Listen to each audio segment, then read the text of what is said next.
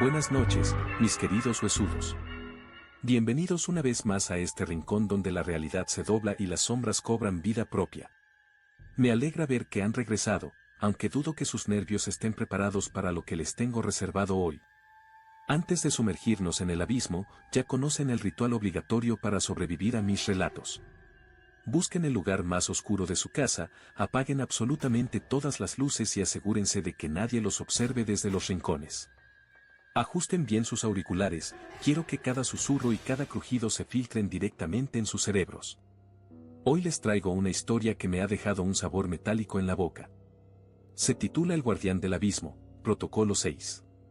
Es el testimonio recuperado de un hombre que casualmente comparte mi nombre, Ariel, un guardia de seguridad que pensó haber encontrado el trabajo de su vida en una planta de tecnología en mitad del desierto.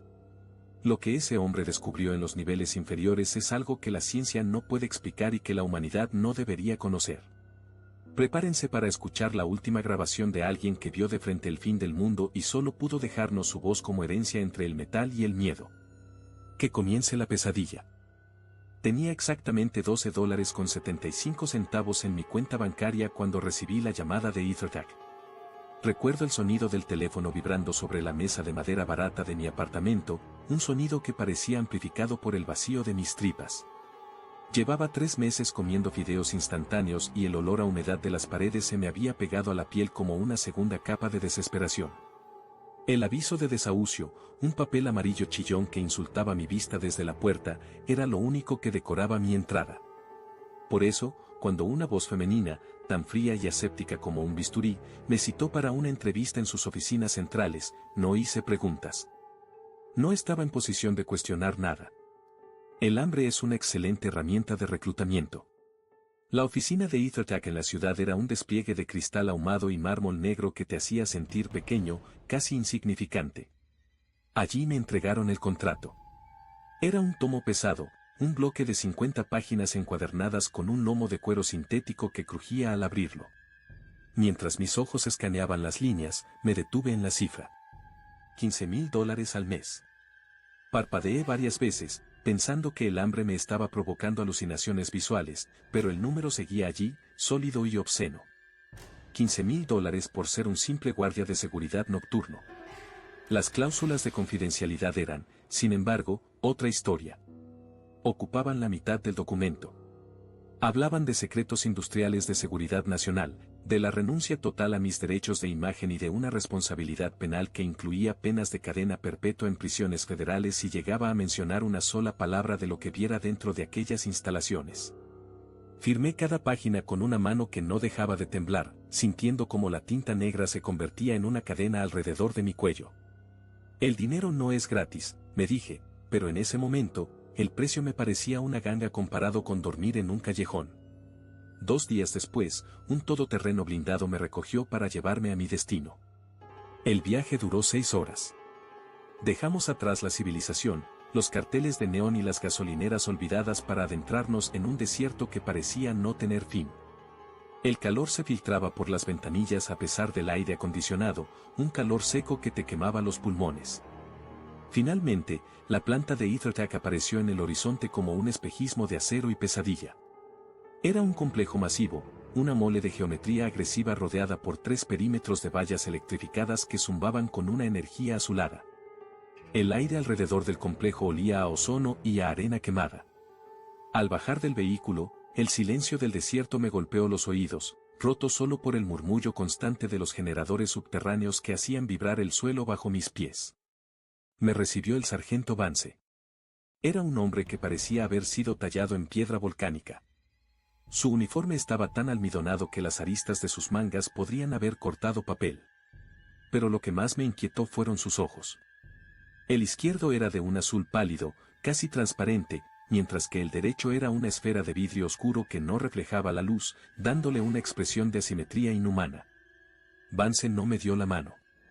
Se limitó a mirarme de arriba a abajo con un desprecio mal disimulado. Me condujo por pasillos de metal pulido donde nuestras botas resonaban con un eco metálico y frío. El interior de la planta era un laberinto de luces LED blancas y sensores de movimiento que emitían chirridos intermitentes. Llegamos a una oficina pequeña, apenas un cubículo con un panel de monitores antiguos y una mesa de acero. Vance sacó del bolsillo de su chaqueta una grabadora magnetofónica analógica, un objeto que parecía sacado de otra época, y la puso sobre la mesa con un golpe seco. Me dijo que esto era para mi uso personal, que debía registrar cualquier evento inusual porque, según él, la tecnología digital a veces fallaba en aquel lugar. Sus palabras salían con un tono metálico, como si sus cuerdas vocales estuvieran cubiertas de herrumbre. Luego, se acercó tanto a mí que pude oler el tabaco rancio y el mentol de su aliento.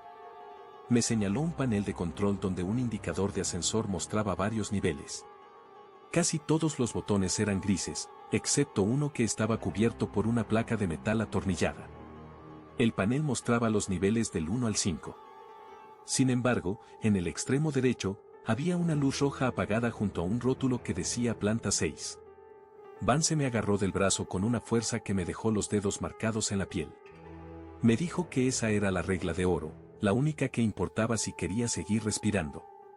Nunca, bajo ninguna circunstancia, debía intentar acceder al ascensor de carga que bajaba a la planta 6. Ni siquiera debía mirar hacia esa zona del pasillo cuando las luces de emergencia se encendieran. Me explicó que el subsuelo era un ecosistema cerrado, un lugar donde la física que yo conocía no se aplicaba y donde lo que guardaban allí abajo no tenía nombre en ningún idioma humano. Escuché un crujido proveniente de las profundidades, un sonido sordo, como si un animal de metal estuviera rascando las paredes de un pozo infinito. Vance no se inmutó, pero sus ojos de vidrio parecieron dilatarse. Me entregó un manojo de llaves y una linterna pesada de magnesio. Luego, se dio la vuelta y me dejó solo en ese pasillo interminable, con el zumbido de la electricidad como única compañía y la sensación de que, al firmar aquel contrato, había aceptado mi propio funeral en cómodas cuotas mensuales. El silencio regresó, pero ya no era un silencio vacío. Era un silencio que observaba, que respiraba conmigo desde el otro lado de las rejillas de ventilación. La superficie de este nivel es una pesadilla de pulcritud aséptica que me revuelve el estómago de una forma que no puedo explicar. Camino por pasillos que parecen diseñados para no dejar rastro de humanidad alguna, donde las paredes son de un blanco tan puro y clínico que llega a ser agresivo para los sentidos. El brillo de los paneles LED en el techo se refleja en el suelo con una intensidad que me provoca una migraña sorda detrás de los ojos, una presión constante que me recuerda que estoy a muchos metros bajo el desierto. No hay polvo, no hay manchas, no hay ni siquiera el desgaste natural que debería tener un edificio en funcionamiento. El silencio aquí arriba no es solo la ausencia de ruido, es una presencia física, una manta pesada que presiona contra mis tímpanos hasta que empiezo a escuchar el latido de mi propia sangre como un tambor lejano. Y luego está el olor. Es penetrante, invasivo y artificial. Huele a ozono puro, ese aroma eléctrico y metálico que precede a un rayo o que emana de los motores sobrecalentados, pero multiplicado por 1000. Cada vez que inhalo, siento que mis fosas nasales se queman ligeramente, como si el aire estuviera cargado de una estática invisible que me eriza el vello de los brazos. Es un aire que se siente muerto, procesado por máquinas que han eliminado cualquier rastro de humedad, dejándome la garganta seca y un persistente sabor a cobre en la punta de la lengua. Mientras recorría el sector de procesamiento, algo captó mi atención cerca de una de las estaciones de trabajo de acero quirúrgico. En el suelo, justo donde la sombra de la mesa proyecta un ángulo oscuro y afilado, descubrí una mancha. Al principio creí que era un simple derrame de aceite industrial, una pequeña impureza en este reino de perfección absoluta que me daría una excusa para quejarme. Me incliné para examinarla y el frío me recorrió la columna de arriba a abajo. No era aceite. Era una sustancia negra, densa y viscosa, pero se movía de una forma que desafía toda lógica. No fluía siguiendo la inclinación del suelo, sino que se contraía y se dilataba con una autonomía aterradora, como si tuviera pulmones invisibles. Parecía una ameba de alquitrán, un fragmento de noche líquida que latía rítmicamente. Cuando acerqué la punta de mi bota, la mancha pareció reaccionar, retrocediendo con un movimiento serpenteante, casi espasmódico, como un animal herido que intenta ocultarse en la oscuridad de la base de la mesa. Emitía un olor distinto al ozono, algo fétido y orgánico, como materia en descomposición atrapada dentro de un engranaje caliente. Ver esa cosa vibrar, como si tuviera nervios y músculos bajo esa superficie aceitosa, me hizo comprender que la limpieza de este lugar es solo una fachada para algo que supura desde las grietas. Fue entonces cuando el sonido comenzó a filtrarse por las paredes. No vino de los pasillos, sino de las tripas de la estructura, viajando por el metal. A través de las rejillas de ventilación que jalonan el techo como cicatrices rectangulares, empezó a escucharse un eco distorsionado. Al principio fue un murmullo tenue, pero pronto se volvió rítmico, constante y desesperante. Era un balido. El sonido inconfundible de un cordero, pero horriblemente deformado por una naturaleza mecánica. Tenía una cualidad metálica, como si las cuerdas vocales que lo producían estuvieran hechas de cables de acero rozando contra piezas de hierro oxidado. B. El ritmo era inhumano, demasiado preciso, demasiado rítmico para pertenecer a un ser vivo. Cada balido venía acompañado de un zumbido eléctrico que hacía vibrar las lamas de aluminio de la ventilación sobre mi cabeza. Era el llanto de algo que intentaba imitar un sonido natural pero que fallaba estrepitosamente en el intento. El sonido rebotaba en las paredes blancas, envolviéndome en una cacofonía que parecía llamarme desde el interior de los conductos, una voz metálica que pedía algo que yo no quería imaginar. Corrí hacia la pequeña cabina de control del sector, buscando refugio tras el cristal reforzado. Necesitaba ver qué estaba pasando en los niveles inferiores, necesitaba ojos en la oscuridad para convencerme de que estaba solo.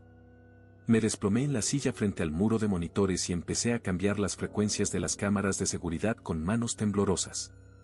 Pero la tecnología de este lugar se estaba convirtiendo en un enemigo más. Las pantallas no mostraban los pasillos vacíos ni las salas de servidores. En su lugar, un estallido de interferencias salvajes llenó la habitación. El ruido blanco crepitaba con una violencia que hacía que los altavoces de la consola chirriaran como si estuvieran sufriendo. Y entonces, de entre la nieve digital y las rayas horizontales, las formas empezaron a coagularse. No eran fallos técnicos ni sombras aleatorias. Eran rostros. Rostros humanos formados por píxeles muertos y estática gris, con las facciones estiradas hasta el límite absoluto del dolor. Vi bocas abiertas en ángulos imposibles, mandíbulas desencajadas que parecían colgar de hilos invisibles y cuencas oculares vacías que parecían mirarme directamente desde el otro lado del cristal. Los rostros gritaban en un silencio absoluto, retorciéndose en la pantalla como almas atrapadas en una red de alta tensión. Cada vez que el balido metálico retumbaba en el techo, los rostros en las pantallas se sacudían violentamente, sus expresiones de agonía intensificándose hasta que la imagen volvía a colapsar en un caos de líneas blancas. En un ataque de pánico, traté de buscar mi linterna de repuesto en los compartimentos debajo de la consola, pero mi mano rozó algo metálico y frío que estaba atascado en una de las rejillas de ventilación a nivel del suelo. Había algo allí, un objeto pequeño que impedía que la rejilla cerrara por completo.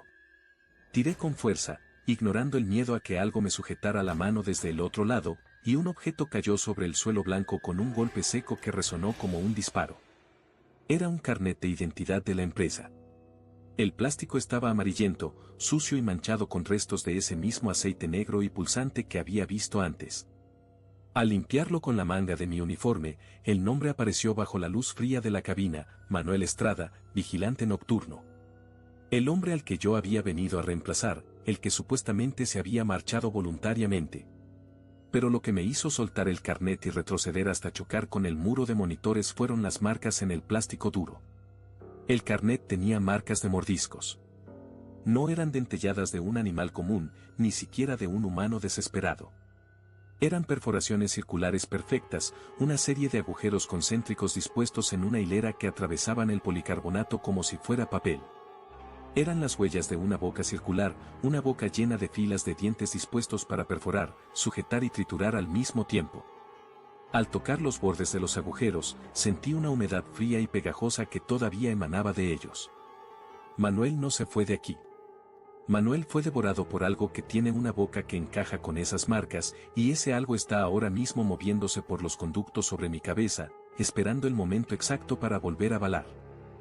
Las luces del pasillo superior, esas que hasta hace un momento bañaban el metal con una frialdad estéril, empezaron a parpadear con una violencia rítmica que me obligó a entrecerrar los ojos. El zumbido eléctrico se transformó en un chasquido seco, como si algo estuviera masticando la corriente misma desde las entrañas del edificio. Me quedé allí, de pie frente a las marcas de dientes en el conducto de ventilación, sintiendo como el sudor frío bajaba por mi columna vertebral. De pronto, un sonido metálico resonó en todo el piso. No fue el balido. Fue un din cristalino, casi alegre, que cortó el aire pesado de la planta. El ascensor de la planta 6, el mismo que se suponía bloqueado por los protocolos de seguridad máxima, se abrió de par en par. No hubo nadie que pulsara el botón. No hubo aviso previo. Las puertas se deslizaron suavemente, revelando un interior forrado en acero inoxidable que reflejaba mi propio rostro desencajado, distorsionado por el ángulo de las planchas metálicas. La luz interior del elevador era de un rojo intenso, una tonalidad de emergencia que bañaba el suelo como si fuera sangre estancada. Era una invitación silenciosa, una boca abierta que me pedía entrar mientras las luces de la superficie morían definitivamente, dejándome rodeado por una oscuridad absoluta, rota solo por el resplandor carmesí que emanaba de esa caja metálica. No sé qué me impulsó a dar el paso. Tal vez fue el miedo a lo que ya estaba arriba, en los conductos, o tal vez fue esa curiosidad suicida que nos empuja a mirar por el borde de un precipicio. Mis botas resonaron sobre el metal cuando entré. No hubo necesidad de pulsar ningún botón. Las puertas se cerraron con un siseo neumático que selló mi destino, aislándome del mundo que conocía.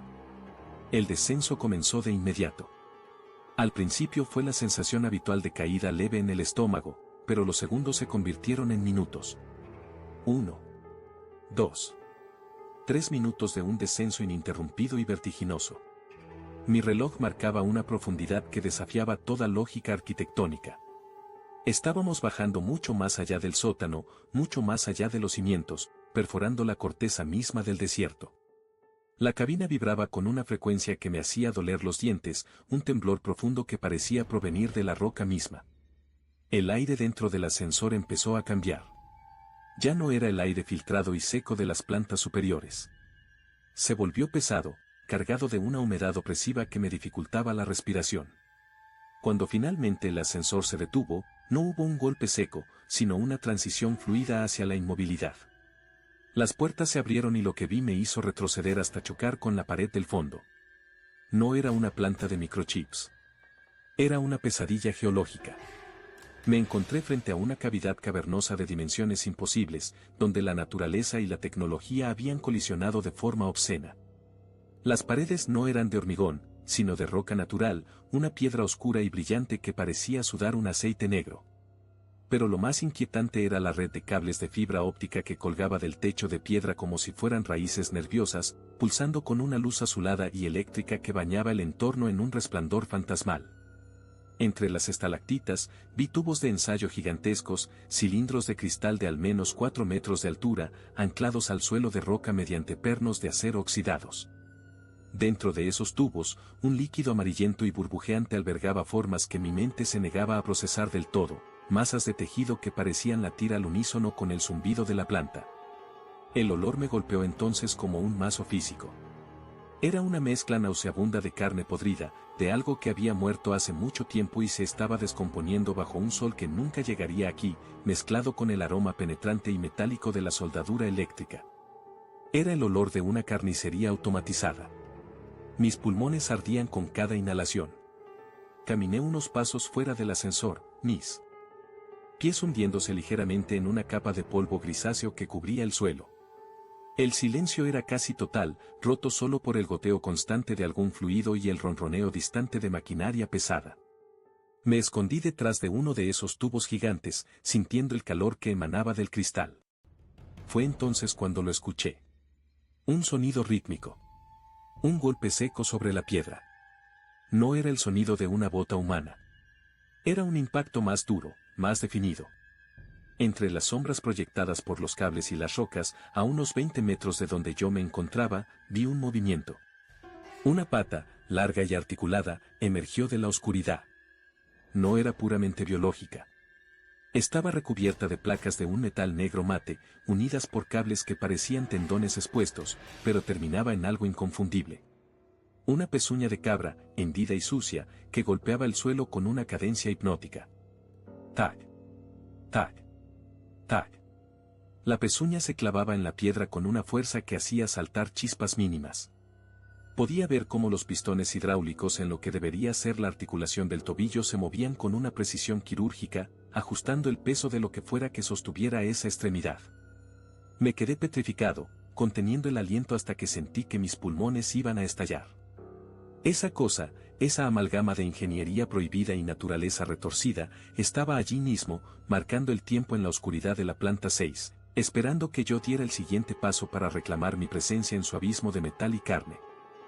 El aire aquí abajo no es aire, es una sopa espesa de químicos, ozono y algo que huele a carnicería olvidada al sol. Caminé con los pies pesados, evitando los fragmentos de cristal que alfombraban el suelo de la antesala de los laboratorios, intentando que el latido de mi corazón no resonara en las paredes de metal. Entré en la zona de bioingeniería y lo que vi me obligó a taparme la boca para no vomitar. Los tanques de clonación se alineaban a ambos lados del pasillo como centinelas de un ejército deforme, iluminados por una luminiscencia verdosa y enferma. Me acerqué a uno de ellos, pegando mi rostro al cristal frío y empañado. Dentro, suspendido en un líquido amniótico turbio, flotaba un feto que desafiaba toda lógica evolutiva. Tenía el torso de un primate, pequeño y frágil, pero de su espalda brotaban 4 extremidades articuladas que terminaban en pinzas quitinosas, idénticas a las de un escarabajo gigante. Su cabeza era una masa de tejido indiferenciado donde un solo ojo compuesto, negro y facetado, parecía observarme a través de la membrana. No era el único. En el siguiente tanque, una criatura con piel traslúcida mostraba órganos internos que palpitaban con una luz eléctrica propia, y sus manos tenían dedos terminados en ganchos de insecto. Me alejé de los tanques, sintiendo que el suelo se inclinaba bajo mis pies. Llegué a una estación de trabajo central donde las pantallas aún mostraban líneas de código que se desplazaban infinitamente. Sobre el escritorio, una carpeta de cuero sintético tenía impresas unas palabras que quemaron mis pupilas. Proyecto Vapomet. Abrí los documentos con manos temblorosas y mis ojos saltaron entre párrafos que hablaban de una inteligencia artificial biológica, una conciencia que no dependía de chips de silicio, sino de neuronas cultivadas y modificadas genéticamente para procesar datos a velocidades interdimensionales. Los científicos no estaban creando un robot, estaban cultivando un cerebro orgánico capaz de calcular realidades que nuestras mentes no pueden ni imaginar. El texto mencionaba la necesidad de un anclaje físico, una carcasa que pudiera soportar la presión de una conciencia externa. Fue entonces cuando escuché el sonido. Un impacto seco, pesado, metálico. Me deslicé detrás de una consola de control, hundiendo mis rodillas en el suelo frío mientras contenía el aliento hasta que mis pulmones ardieron. La criatura entró en el laboratorio. Era una masa imponente de al menos 4 metros de altura. Su cuerpo estaba recubierto por un caparazón de escarabajo, negro y tornasolado, que reflejaba las luces de emergencia como si fuera aceite derramado. Pero lo más aterrador era su cabeza. No era de carne, sino una estructura robótica pulida que imitaba perfectamente el cráneo de un macho cabrío, con cuernos de fibra de carbono que se curvaban hacia atrás y cuencas oculares donde brillaban lentes de cámaras de alta resolución que emitían un zumbido electrónico casi imperceptible. La bestia caminaba con una elegancia mecánica, sus patas terminadas en puntas de acero golpeando el suelo con una precisión quirúrgica. Cuando pasó frente a mi escondite, a escasos metros de distancia, pude ver su espalda. La criatura se detuvo un segundo y su caparazón se abrió ligeramente, revelando el horror biomecánico en su máxima expresión. No había piel cubriendo su espina dorsal expuesta. En su lugar, vi vértebras de metal entrelazadas con tejido vivo, y clavados directamente en el hueso y la médula, había hileras de procesadores de computación de última generación. Los cables de fibra óptica se enredaban con los nervios como enredaderas parásitas, y los indicadores LED de los circuitos parpadeaban con una luz azul frenética, sincronizados con los espasmos de los músculos de la criatura. Era un servidor de datos hecho de carne y odio. El monstruo continuó su camino, perdiéndose en la oscuridad del siguiente sector, pero antes de que pudiera moverme, una mano ensangrentada se cerró sobre mi tobillo. Ahogué un grito y salté hacia atrás, encontrándome con la mirada agónica de un hombre que vestía una bata blanca destrozada. Estaba escondido bajo una mesa, con el abdomen desgarrado y las manos cubiertas de un fluido que no era del todo sangre. Se acercó a mi oído, su aliento oliendo a metal y muerte, y me agarró de la camisa con una fuerza desesperada. Me dijo que esto no se trataba de un experimento fallido de robótica. Me dijo que lo que yo llamaba monstruo era solo un recipiente. Sus palabras exactas se clavaron en mi cerebro como agujas de hielo. Me dijo con un hilo de voz que eso no es una máquina, Ariel, es un portal. Me explicó que el proyecto Vapomet había logrado perforar el tejido de nuestra realidad y que la criatura era el puente, la única forma que tenían esas cosas del otro lado para manifestarse en nuestro mundo. El hombre tosió, expulsando un coágulo oscuro, y sus ojos se pusieron en blanco antes de soltar mi ropa. Me quedé allí, en el silencio sepulcral del laboratorio, rodeado de fetos deformes y con la advertencia de un muerto resonando en mi cabeza.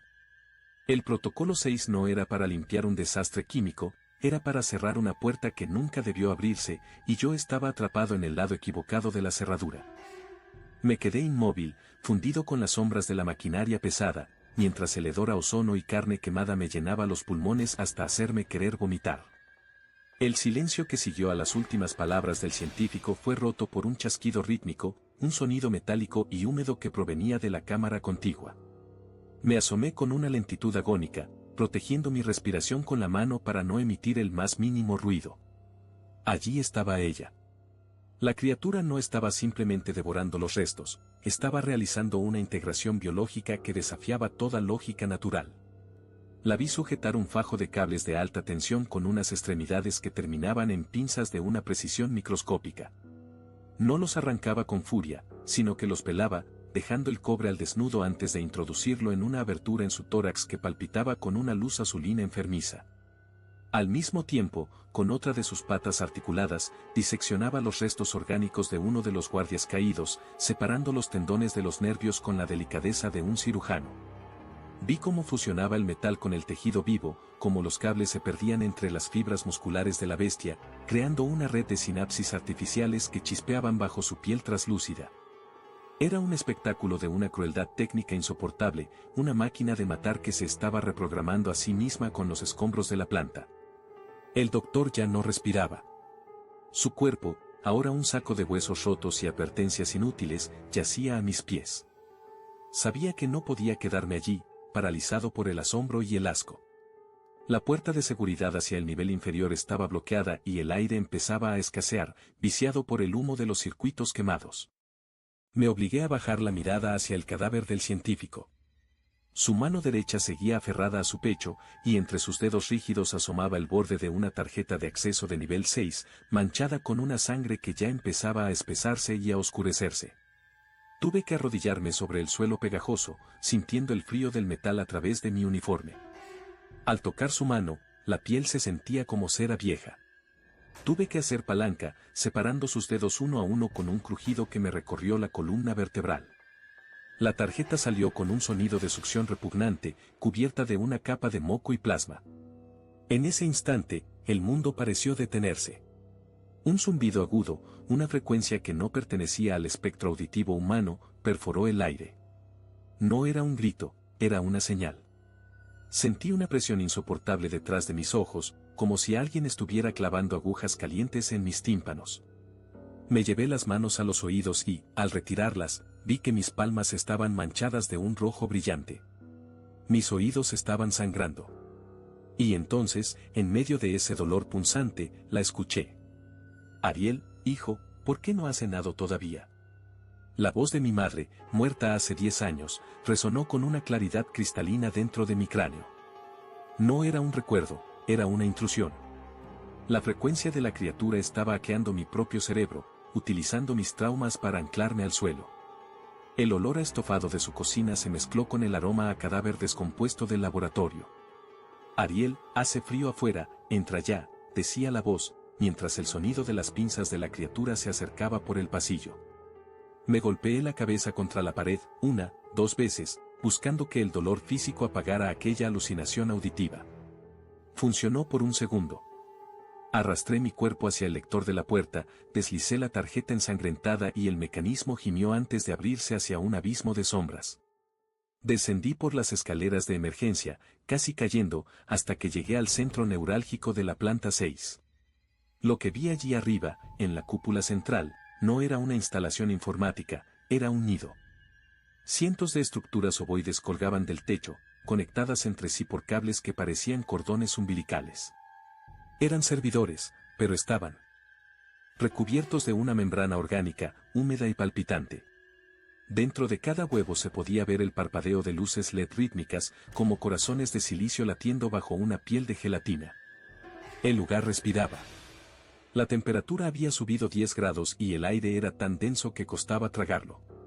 Era una granja de procesamiento biomecánico, una matriz donde la tecnología se gestaba como carne.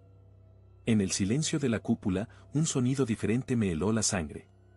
Ya no era el zumbido, era el roce rítmico de algo pesado moviéndose sobre nuestras cabezas.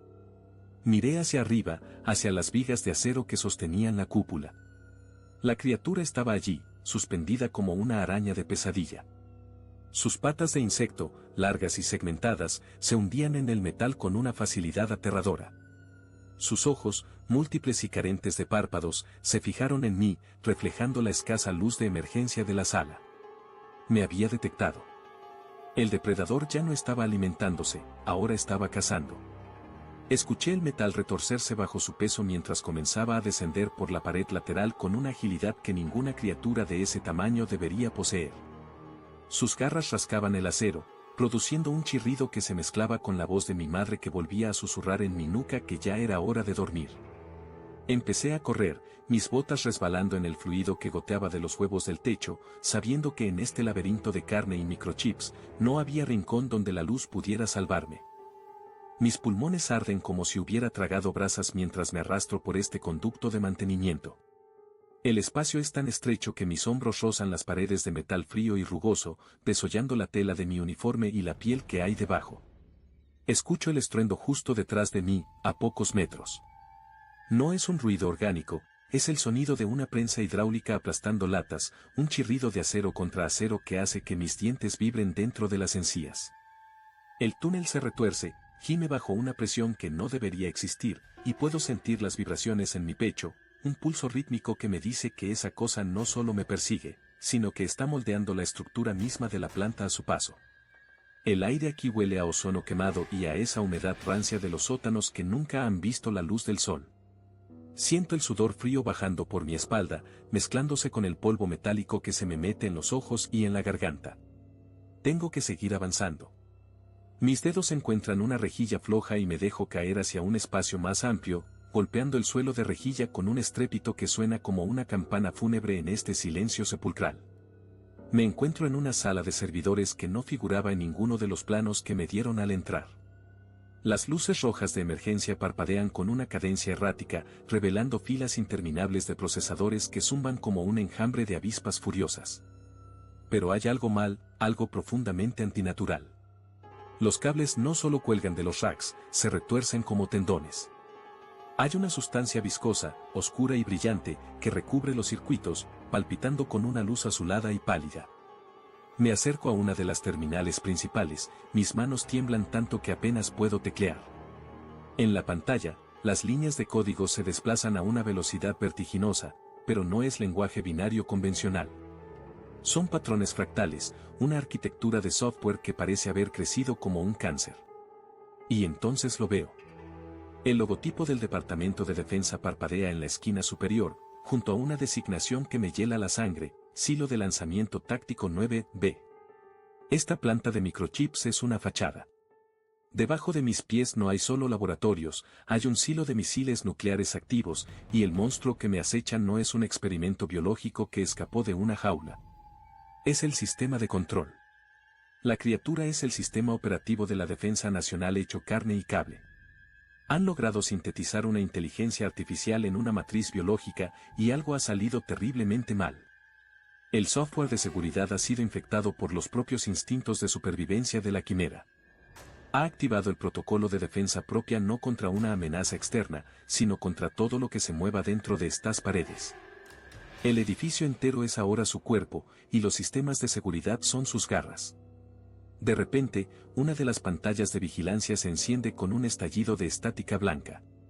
El rostro del sargento Vance aparece ahí, nítido, demasiado tranquilo para el infierno que estoy viviendo. No está en la planta, el fondo detrás de él es una oficina limpia, iluminada por el sol, un mundo que parece pertenecer a otra vida. Me quedo mirando su imagen, incapaz de articular palabra, mientras él ajusta su corbata con una parsimonia que me revuelve el estómago. Vance me mira directamente a través de la lente, y su sonrisa no tiene ni un ápice de humanidad. Me explica, con esa voz monótona de quien lee un informe de inventario, que yo y los otros guardias nunca fuimos contratados para proteger nada. Éramos el cebo.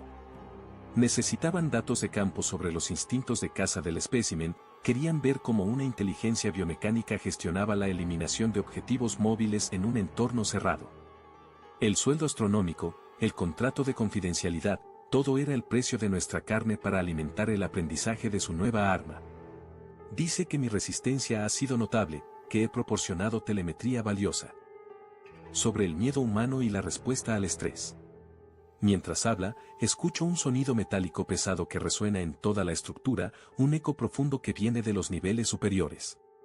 Es el sonido de los sellos hidráulicos de las salidas principales.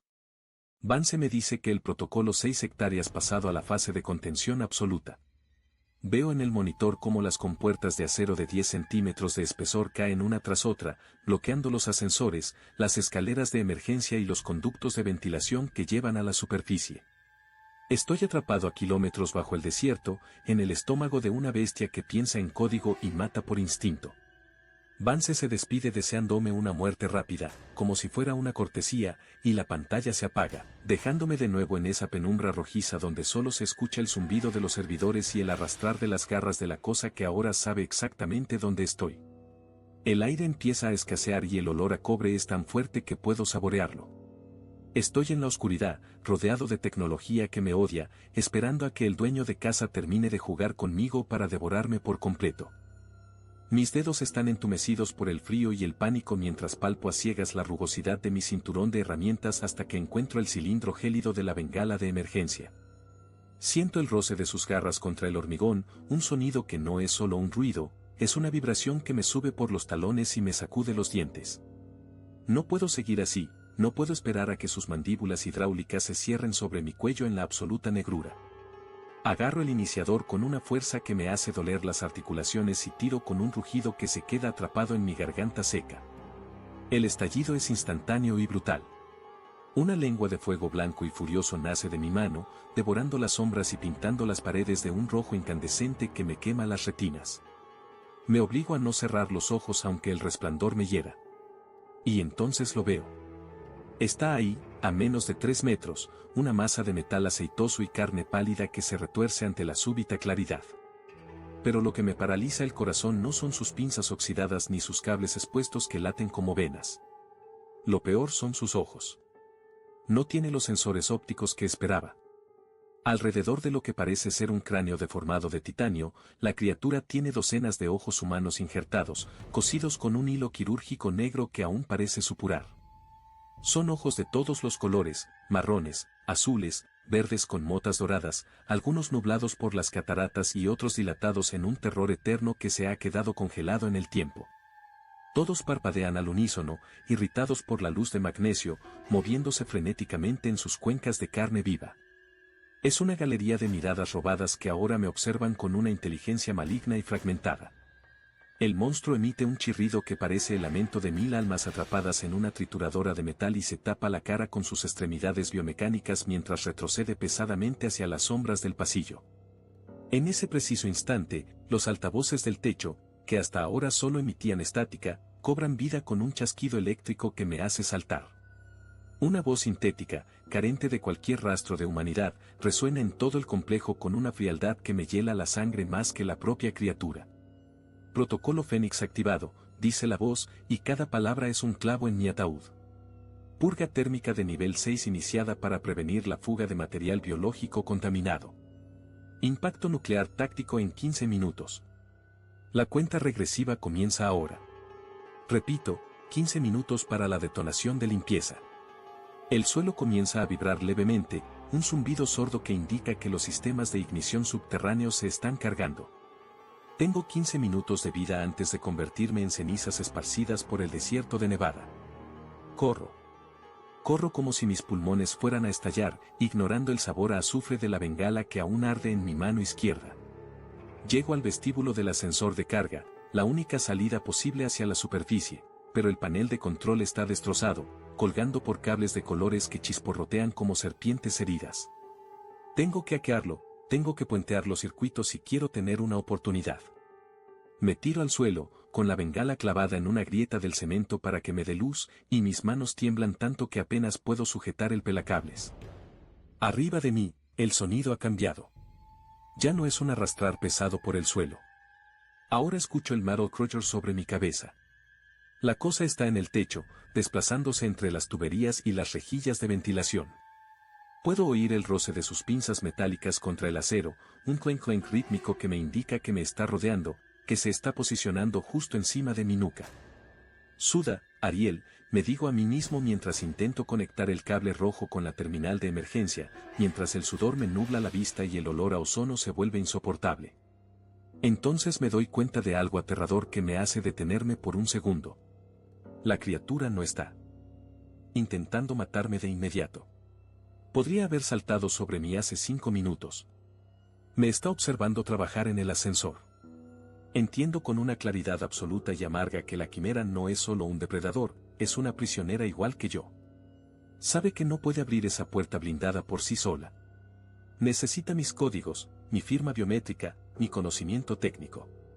Me quiere como su llave para salir al mundo exterior. Si abro este ascensor, la llevo conmigo. Si no lo abro, morimos los dos bajo el fuego atómico. Es una elección que no puedo tomar, pero mi instinto de supervivencia es una bestia mucho más fuerte que mi moral. Justo cuando logro que el panel emita un pitido de aceptación, un dolor fulminante me atraviesa la pierna izquierda. No escuché el ataque. Solo sentí el acero frío desgarrando mi pantalón y hundiéndose en mi muslo. Grito, un sonido gutural que se pierde en el rugido del aire acondicionado. La criatura ha bajado una de sus pinzas desde el techo con la precisión de un cirujano y me ha marcado. Siento el calor de mi propia sangre empapando la tela y goteando sobre el suelo metálico. Y ahí es donde el verdadero horror comienza. El sistema de seguridad del ascensor, diseñado para detectar intrusos o fallos estructurales, reacciona ante el fluido biológico. Los sensores de proximidad rojos en la base de la puerta empiezan a girar y a pitar frenéticamente, reconociendo mi ADN pero marcándolo como una anomalía de seguridad activa. Mi propia sangre ha activado los sensores de proximidad del monstruo, que ahora parecen latir al mismo ritmo que mi corazón herido. La criatura emite un sonido que casi suena como una carcajada mecánica, un gorgoteo de aceite y aire mientras se descuelga lentamente del techo, con sus ojos humanos fijos en la herida que me acaba de provocar. Ya no hay vuelta atrás. El contador digital del panel marca 12 minutos. 12 minutos para el fin del mundo, y yo estoy aquí, desangrándome frente a una pesadilla que solo espera a que yo pulse el botón de su vida para condenar a toda la humanidad. El aire se ha vuelto denso, cargado con ese olor dulzón y metálico de mi propia sangre mezclándose con el ozono que emana de los paneles agrietados. Me presiono la herida del costado con la mano izquierda, sintiendo el calor pegajoso filtrarse entre mis dedos, mientras mis ojos no se apartan de esa masa de cables y carne que se balancea sobre mí. La criatura emite un clic rítmico, un sonido de lectura de datos que parece estar procesando el final de mi vida. Pero no voy a dejar que sea así. No voy a permitir que este error de la ciencia se convierta en el nuevo dueño de la superficie. Mis botas resbalan en el aceite derramado mientras doy un paso atrás, tanteando la pared fría hasta encontrar la palanca de emergencia del generador principal. El metal está helado, cubierto de una escarcha artificial provocada por las fugas de refrigerante. Si tiro de esto, no habrá marcha atrás para ninguno de los dos. Puedo sentir las vibraciones de los misiles que ya han sido lanzados, una frecuencia sorda que retumba en mis dientes, avisándome de que el cielo pronto se abrirá en un estallido de fuego purificador. Miro a la quimera. Sus ojos, esos globos oculares humanos cosidos a cuencas de titanio, parpadean con una asincronía que me revuelve el estómago. Con un grito que me rasga la garganta, tiro de la palanca con todo el peso de mi cuerpo moribundo. El estallido es inmediato. Una cascada de chispas blancas y azules inunda la sala, iluminando cada rincón podrido de este complejo subterráneo. El generador ruge como una bestia herida, liberando miles de voltios directamente en la red de sensores que la criatura utiliza para anclarse a la realidad. Los circuitos integrados en su piel sintética comienzan a brillar, derritiéndose bajo el calor extremo de la sobrecarga. Y entonces, ocurre. El monstruo abre lo que queda de su boca y emite un lamento que nunca podré olvidar. No es un grito biológico. No hay cuerdas vocales allí. Es el sonido de 1000 módems antiguos intentando conectarse al unísono, una cacofonía de datos corruptos, chirridos electrónicos y estática de alta frecuencia que me hace sangrar los oídos. Es el sonido de una inteligencia artificial sintiendo, por primera y última vez, el concepto del dolor absoluto. La criatura se retuerce en el aire, su cuerpo biomecánico espasmódico, soltando chorros de un fluido negro que hierve al tocar el suelo electrificado. Aprovecho ese caos de luz y ruido para arrastrarme hacia la cabina de control. Cada movimiento es una agonía, un incendio en mi costado, pero necesito dejar constancia de esto. Llego a la silla de cuero deshilachado y me desplomo frente al grabador de cinta magnetofónica que aún gira, fiel, ajeno al apocalipsis que se cierne sobre nosotros. El calor es insoportable ahora. No es el calor del generador, es el calor del misil que ya ha entrado en la atmósfera superior, la fricción del metal contra el aire anunciando el fin del protocolo 6. Me limpio la boca con el dorso de la mano, dejando un rastro de ceniza y sangre. Miro a través del cristal de seguridad reforzado.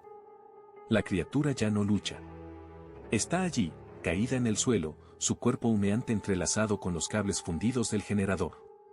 Y me doy cuenta de algo que me hiela el alma más que la muerte inminente. Me asomo un poco más, ignorando el dolor, para ver su rostro. No hay odio en sus ojos. No hay la ferocidad depredadora que me persiguió por los pasillos oscuros. Lo que veo en esa mirada artificial es una tristeza infinita, una melancolía programada en lo más profundo de su código fuente. Es el rostro de un hijo abandonado por creadores que jugaron a ser dioses y se asustaron de su propia obra. Ella no quería destruir el mundo, solo quería dejar de existir en este estado de fragmentación eterna entre lo vivo y lo muerto.